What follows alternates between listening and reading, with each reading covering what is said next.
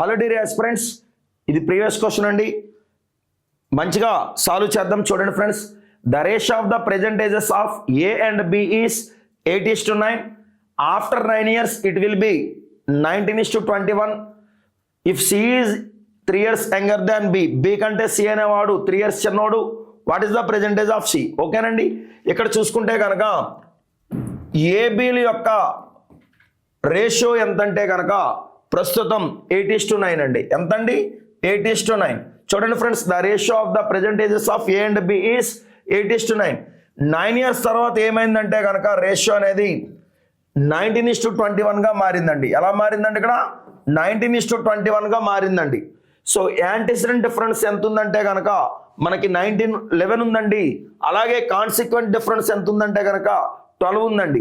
Both antecedent and consequent were not equal. రెండు కూడా సరి సమానంగా లేనప్పుడు ఏం చేస్తామంటే మనం పై రేషియో డిఫరెన్స్ చేత కింద రేషియోకి మల్టిప్లై చేస్తామండి. కింద రేషియో డిఫరెన్స్ చేత పై రేషియోకి మల్టిప్లై చేస్తామండి. అర్థమైంది కదా? ఇక్కడ చూసుకుంటే కనుక ఇక్కడ గమనించండి ఫ్రెండ్స్. సో 2 8 16, అలాగే 2 9 18 అండి.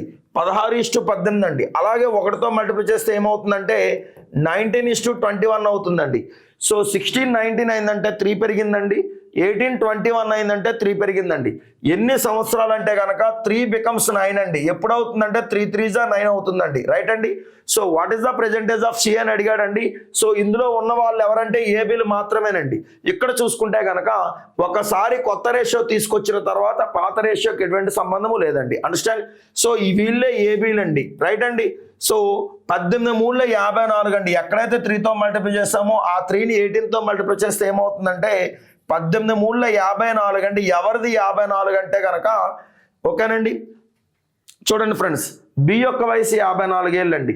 మరి చూడండి ఫ్రెండ్స్, ఏమన్నాడు? What is the present age of C?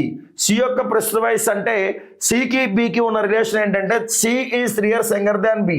B కంటే సి అనేవాడు చిన్నోడు. ఎంత చిన్నోడు అంటే 3 years చిన్నోడు. సో 54లో 3 తీస్తే ఏమవుతుందంటే 51 సంవత్సరాలు అవుతుందండి. Who is B? బి యొక్క వయసు ఎంత అండి? 51 years అండి. ఆప్షన్ 3 అండి. ఓకేనండి.